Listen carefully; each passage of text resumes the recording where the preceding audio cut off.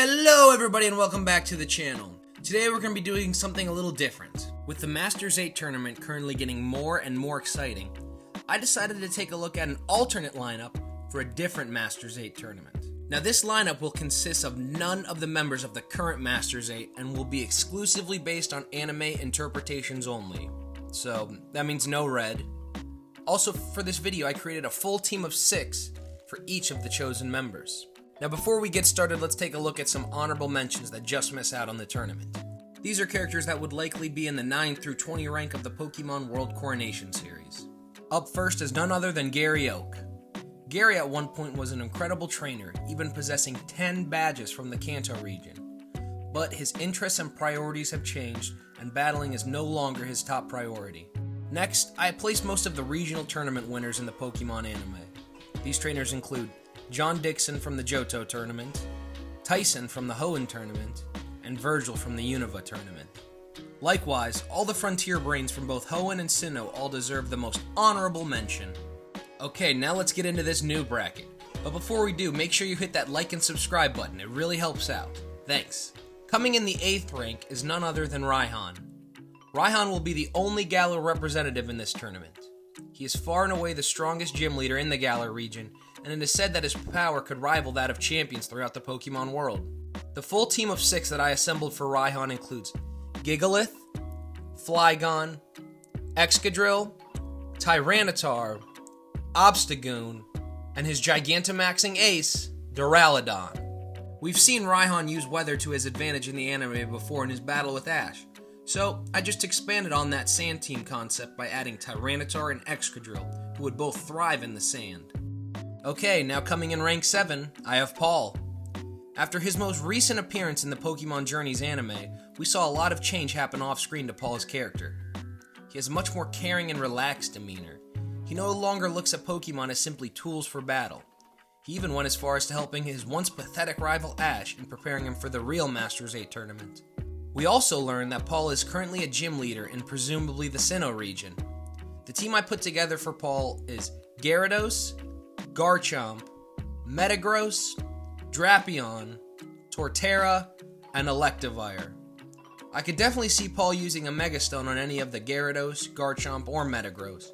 But I also wouldn't be surprised if he threw an Electrium Z on Electivire if Paul ever made the trip out to Alola. Now in rank 6, I've placed Professor Kukui, or should I say, the Masked Royal. Kukui has proven to be a strong trainer with his almost undefeated record in the Battle Royal Dome, or how he was even able to push the newly crowned Alola champion to his absolute limit in a very close battle. The team I see him using includes Venusaur, Empoleon, Lucario, Braviary, a midday form Lycanroc, and his ace Incineroar. And of course he would use the Insinium Z as his gimmick in his battles. Rank number 5 in the alternate Masters 8 tournament is Salon Maiden Annabelle, Brain of the Battle Tower. Annabelle brings a unique battling style to the Masters 8 as she is able to telepathically communicate with her psychic Pokemon, making vocal commands unnecessary. In the anime, we only got to see her use Metagross, Alakazam, and Espeon. I figured Gothitelle would be a good fit for her team and battle style. I also gave her a Raikou, which she has in both the games and manga.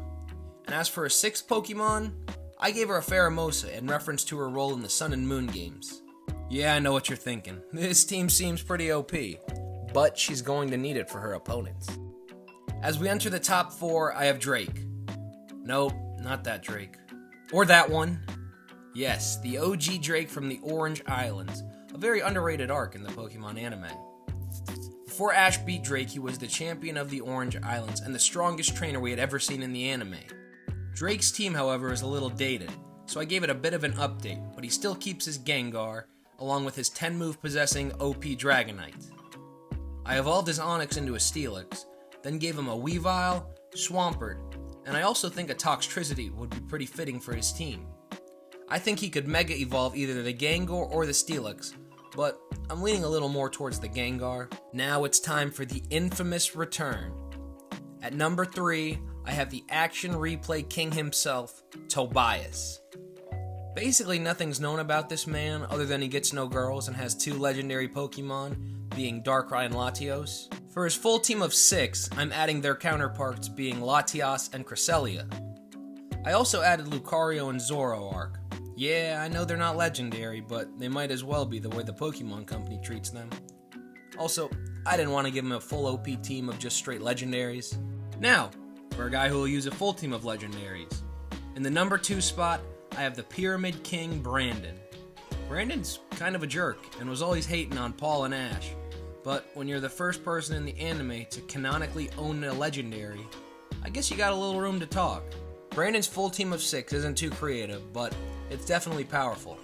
That being Regirock, Registeel, Regice, Regieleki, Regidraco, and his new ace, Regigigas.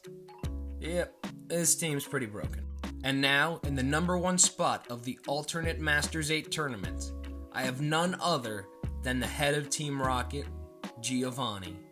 I could see Giovanni using winning the PWC to aid in his world domination schemes. The team I created for Giovanni is Persian, Rhyperior, Kangaskhan, Nidoking, and Armored Mewtwo. Cause why not? Maybe his Mewtwo goes Mega? But more than likely I would just have Kangaskhan going Mega, leaving Mewtwo in his armored and much more controllable state. Okay, now that we know the 8 members, let's check out the bracket I've put together. The first matchup is Paul vs. Brandon. I mean, come on, we all want to see this. A decade and a half ago, we were promised a rematch between these two, but we've never been able to see it. I honestly am unsure of who I have winning this battle. Now in the second matchup, I have Raihan vs. Drake. Gen 1 vs. Gen 8. Old school vs. new school. I don't really have much to say about this matchup other than these are probably 2 of the coolest trainers in the tournament. For this battle, I'm leaning a little towards Raihan just because of the weather advantage. Could really see that throwing Drake off his game. Who knows though, maybe he takes a play out of Ash's book and G-maxes that Gengar of his and eats up the Sandstorm. Matchup number 3 is a fun one. Professor Kukui versus Giovanni. Good versus evil. Ultimately though, I don't believe Kukui's team matches up very well against Giovanni, as he has a huge weakness to ground types. Plus, Giovanni's got a freaking Mewtwo, so yeah. Now for the final first round matchup, I have Annabelle versus Action Replay Boy. While I do see Annabelle tripping up Tobias a little with her telekinetic powers, I still see Tobias winning this one. I mean, Annabelle's team is mostly made up of psychic types, and, you know, Tobias has got a Darkrai. So that would make the semifinals matchup either Paul or Brandon versus likely Raihan, and Giovanni versus Tobias. Wow, that would be pretty entertaining to watch. And I have no clue who I'd have winning either of these matches. Let me know who you think down in the comments below. Well, that's gonna do it for today. Thank you guys for watching. This video was a lot of fun to make, and I'd love to make videos like this in the future if you guys enjoy.